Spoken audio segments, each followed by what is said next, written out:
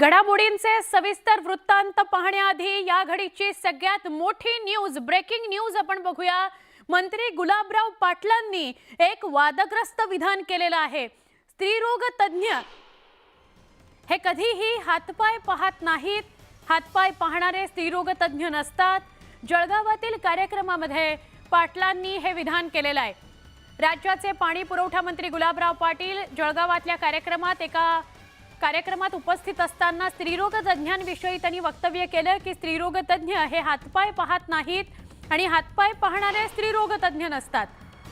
वादग्रस्त विधान त्यांनी केलंय। खरं तर मंत्री म्हटल्यावर कसं वागायचं, कसं बोलायचं या संदर्भात काही गोष्टी स्वतःहून पाळल्या जायला पाहिजेत। आपण एकदा नजर टाकूया नेमकं गुलाबराव पाटील यांचं वादग्रस्त विधान काय आहे। जर 1000 लोकांची उपडी होती, 1000 8 ते 10 2 तासात काढतो।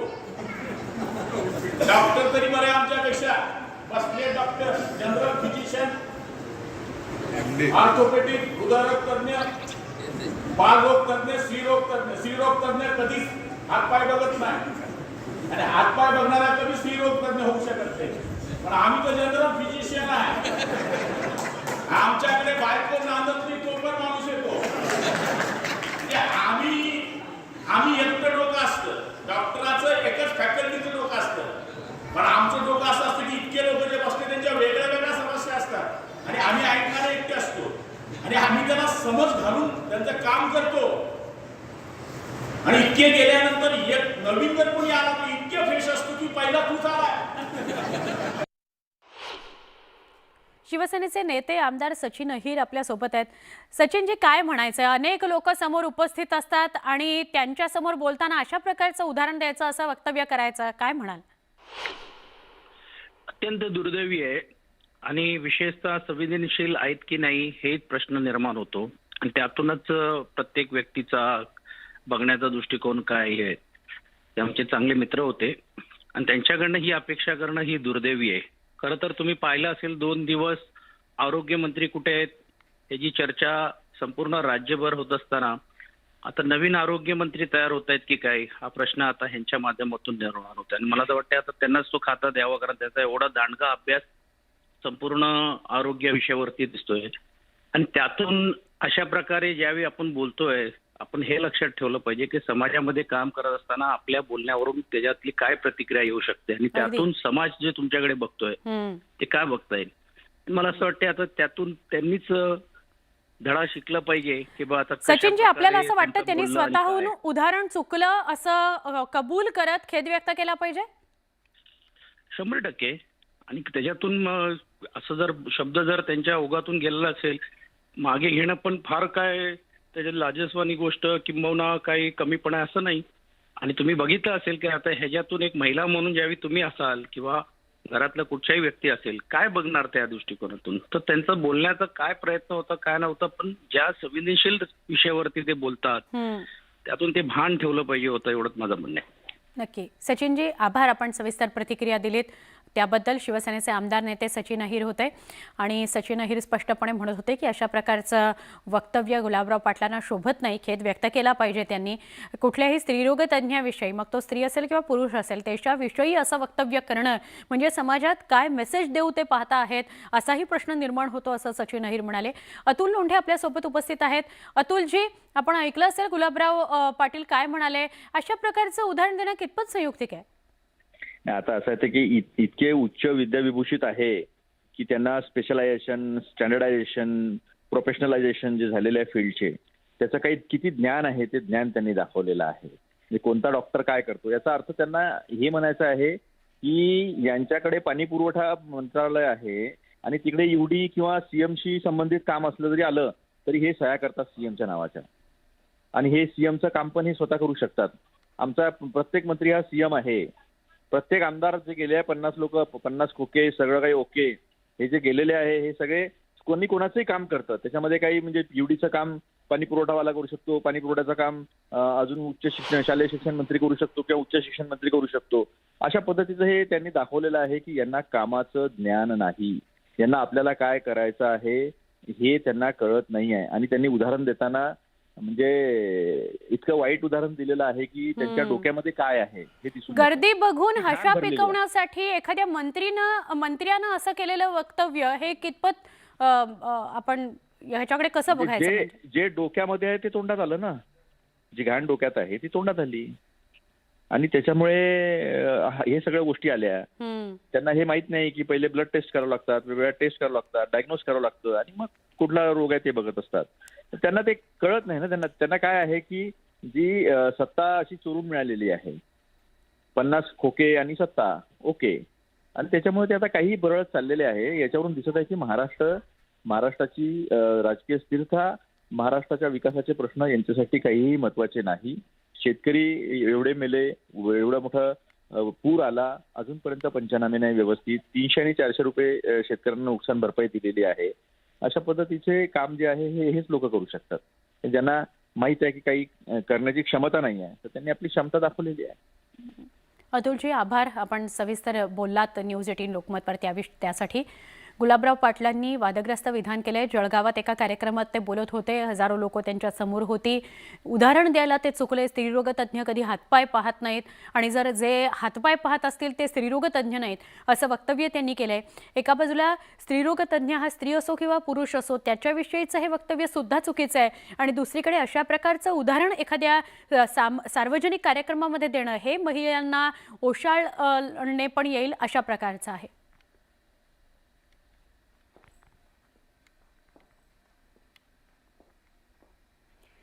महाराष्ट्रामध्ये एकनाथ शिंदे गट आणि भाजपच्या युतीचं सरकार आहे. शिंदे आणि भाजप सोबतचे अपक्ष आमदार सुद्धा या युतीत एकत्र आलेले आहेत. पण अमरावतीत मात्र या युतीत एकत्र आलेल्या आमदारांमध्येच आरोप प्रत्यारोपांचं सत्र सुरू झाल्याचं पाहायला मिळतंय. शिंदे सरकार समर्थन देणारे बडनेरियाचे आमदार रवी राणा आणि मुख्यमंत्री शिंदेंचे समर्थक प्रहारचे आमदार बच्चू कडू यांच्या वाकयुद्ध यांच्यात सुरू झालंय असं बघायला मिळत आहे.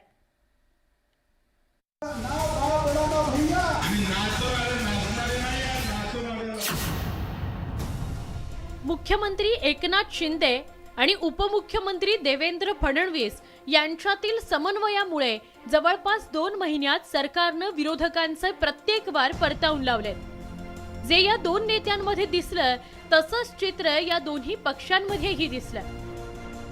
असं असलं तरी दोन्ही नेत्यांच्या समर्थक अपक्ष आमदारांमध्ये मात्र चलबिचल सुरू असल्याचं चित्र आहे.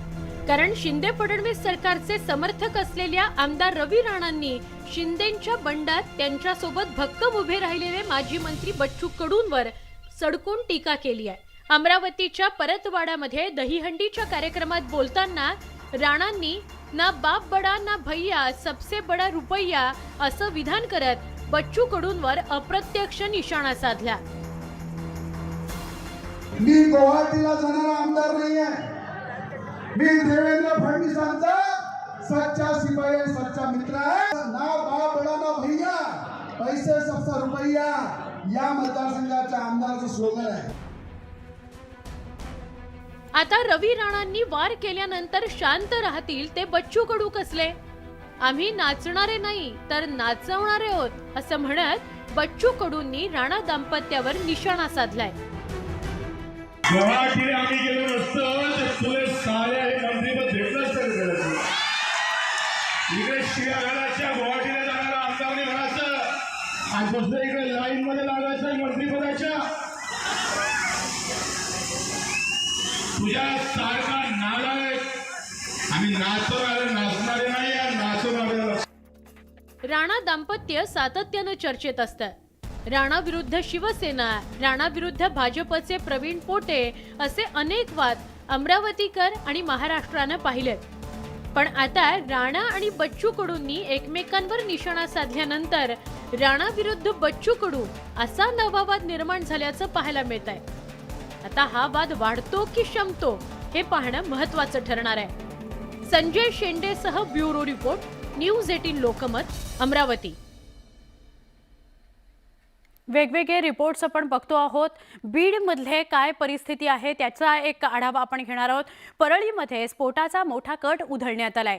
औष्णिक विद्युत केंद्राजवळ राखेसाठी स्फोट घडवण्यात येणार होता. त्यासाठी तब्बल 100 जिलेटिनच्या कांड्या आणि बॅटरी आणण्यात आली. मात्र वेळीच कारवाई झाल्यानं धोका टळलाय. राख माफियांमुळे नवं संकट मात्र नक्कीच निर्माण झालेलं आहे. औष्णिक विद्युत केंद्राला धोका, राखेसाठी स्फोट घडवण्याचा कट, जिलेटिनच्या कांड्या आणि बॅटरी जप्त. प्रदूषणाच्या संकटात आता स्फोटांची भर. परळी शहरात राख माफियांमुळे नागरिकांचं जगणं मुश्किल झालंय. औष्णिक वीज निर्मिती केंद्रातील राख तळ्यात अज्ञातांनी स्फोटकं आणली होती. राख मोकळी होण्यासाठी तळ्यात स्फोटकं टाकण्यात आली होती.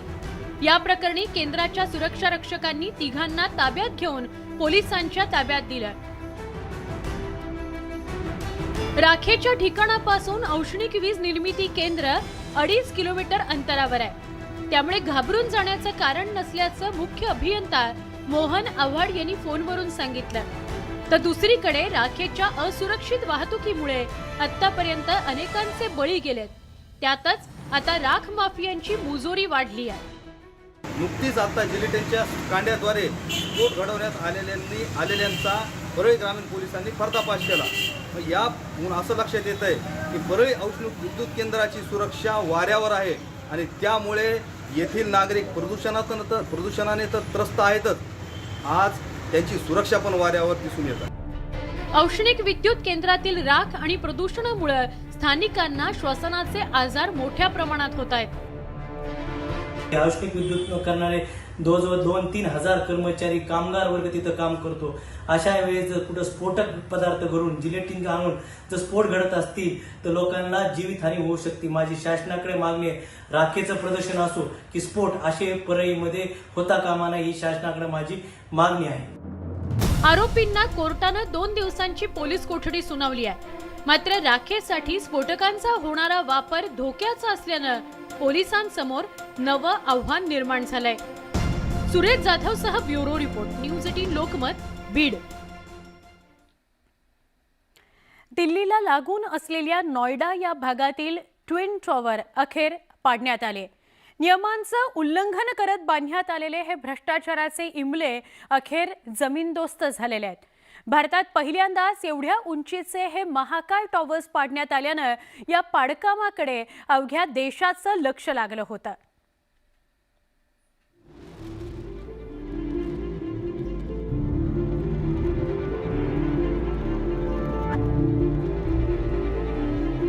उत्तर प्रदेशमधील नोएडातील सेक्टर 93A मधल्या सुपरटेक ट्विन टॉवर जमीनदोस्त होतानाची ही दृश्य. अवघ्या 9 सेकंदात एपेक्स आणि सायन नावाच्या दोन्ही इमारती जमीनदोस्त झाल्या.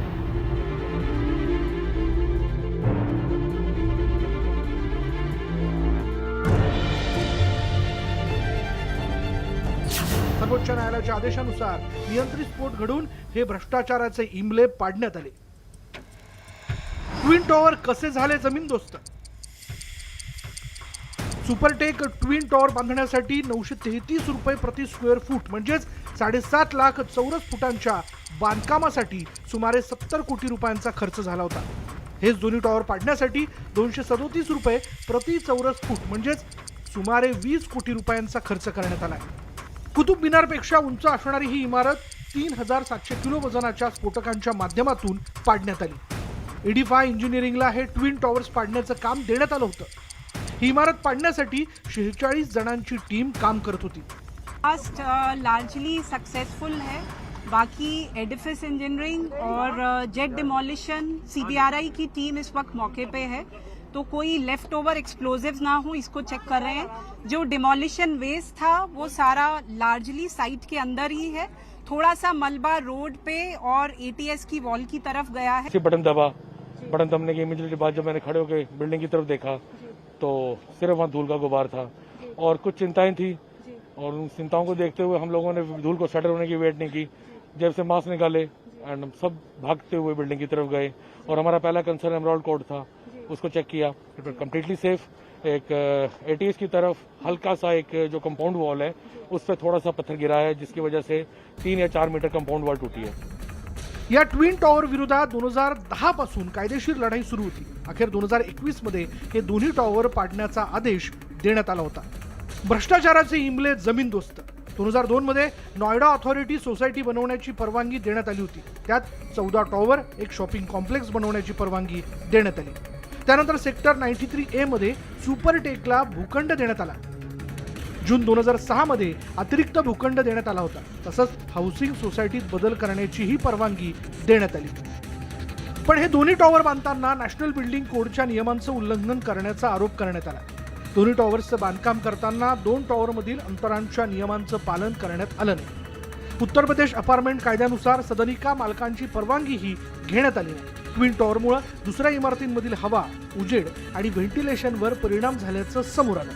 ट्विन टॉवरमुळे सोसायटीचं स्विमिंग पूल, गार्डन आणि रस्त्यांवर देखील मोठा परिणाम झाला.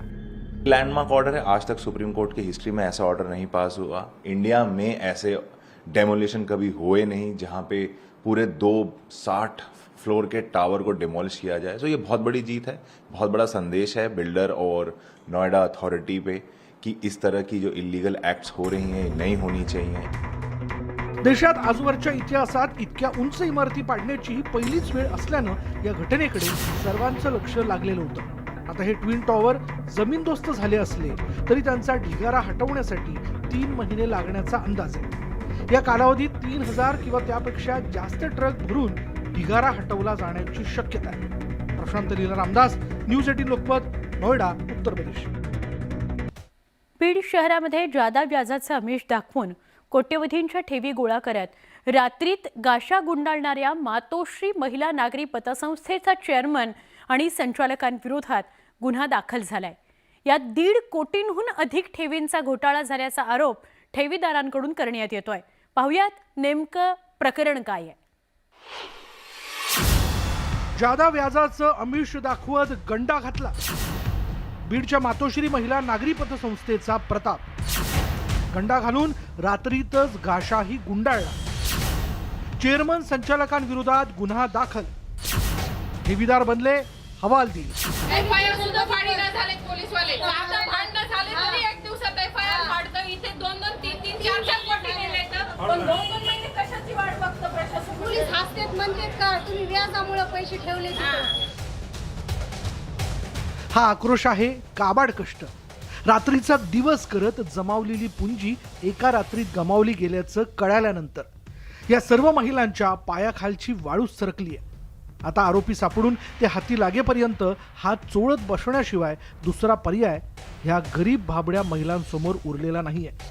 मागील 2 महिन्यांपासून टाळं लागलेल्या शहरातील मातोश्री महिला नागरी पतसंस्थेविरुद्ध अखेर ठेवीदारांची फसवणूक केल्याप्रकरणी 26 ऑगस्ट रोजी बीड शहर ठाण्यात फसवणुकीचा गुन्हा दाखल करण्यात आला.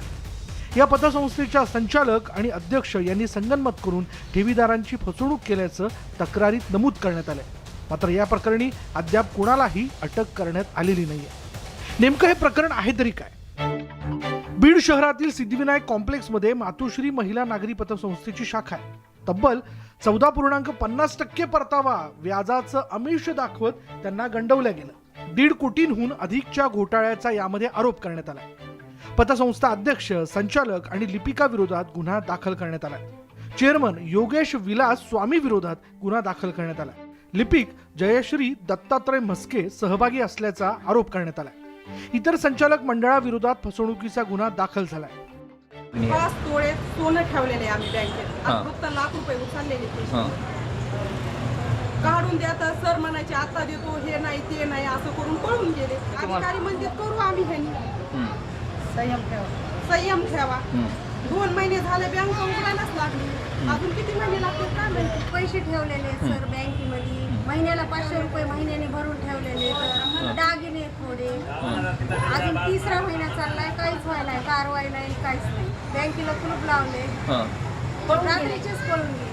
आम्हाला माहिती सुद्धा नाही. आणि रात्री संध्याकाळी सुद्धा बोलणं झालेलं आहे आमचं त्या बाईचं. ठेवीदारांनी एकत्र येत बीड पोलीस अधीक्षक आणि सहनिबंधक यांच्याकडे रितसर तक्रार दाखल केली. ठेवीदार विद्याधर विश्वनाथ वैद्य यांच्या फिर्यादीनंतर हे गुन्हे दाखल करण्यात आले.